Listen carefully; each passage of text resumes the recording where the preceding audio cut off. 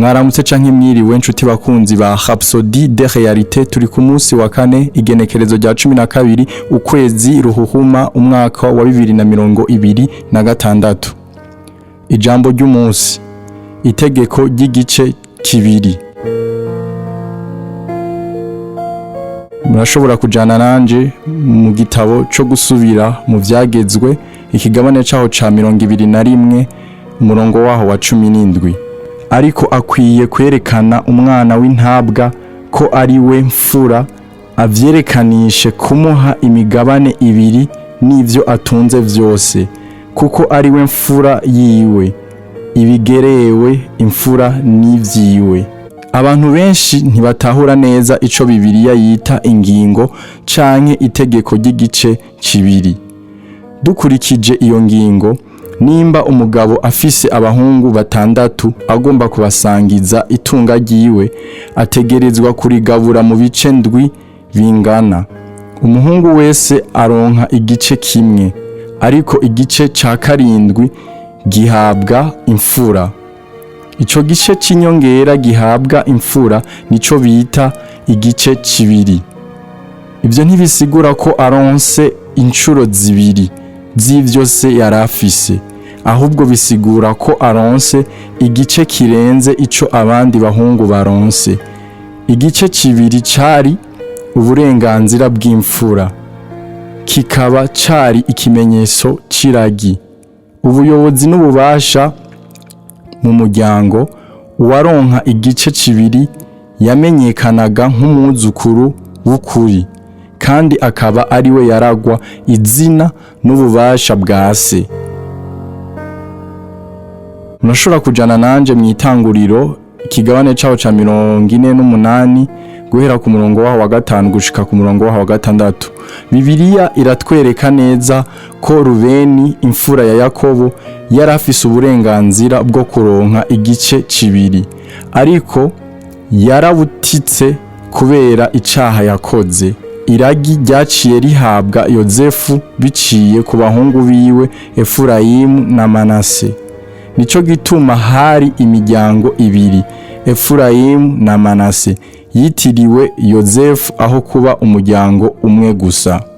Iyi nayo ni ingingo Elisa yavuga igihe yabwira Eliya ati, murashobora kujana nanje mu gitabo c'abami ba kabiri guhera mu kigabane caho ca 2 ku murongo w'9. Haravuga ati, ndagusavye, ndashaka ko hoba kuri jewe igice kibiri c'impwemu yawe.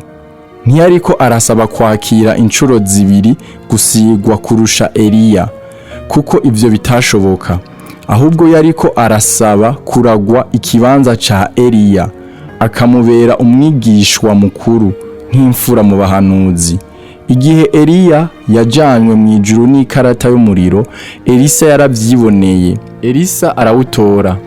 Agarutse ku ruzi Yorodani yavuze ati, Uhoraho Imana ya Eliya, maze arakubita amazi, Yorodani iratandukanya nk'uko yari yabigenje kuri Eliya.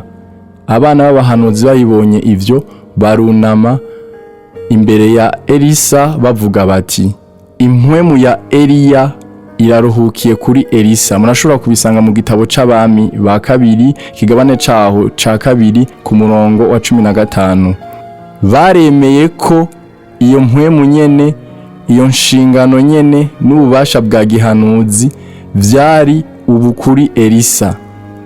Ico gisobanuro nyakuri c'itegeko ry'igice kibiri, kuragwa uburenganzira, ububasha n'ikibanza, atari ugusaba inkomezi nyinshi canke ugusigwa kabiri.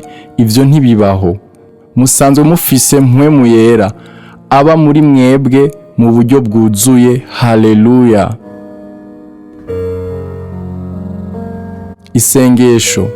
Data, mu izina ryawe ryera, ndagushimiye ko wampaye gutahura ijambo ryawe. Ndagendera mu kumenya iragi ryanje muri Kristo. Nkoresha ububasha n'uburenganzira bwanje nk'umugabane wawe. Ijambo ryawe riranyobora mu nzira yanje, rikanyigisha gukora mu bwenge no mu kuri. Mbivuze mu izina rya Yesu. Amen. twizera ko mwahezagiwe n'iyo nyigisho. Turabatumira kugira Yesu Kristo umwami w'ubuzima bwanyu mu gusenga gutya: Mwami Imana, ndizera n'umutima wanje wose muri Yesu Kristo, umwana w'Imana nzima.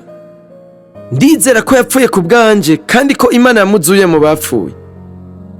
Ndizera ko ari muzima uyu munsi. Ndatuye n'akanwa kanje ko Yesu Kristo ari umwami w'ubuzima bwanje kuva uyu munsi. Biciye kuri we no mu izina ryiwe mfise ubuzima budahera, ndi icaremwe gishasha. Ndagushimiye Mwami ko kijije umushaha wanje, ubu ndi umwana w'Imana. Aleluya!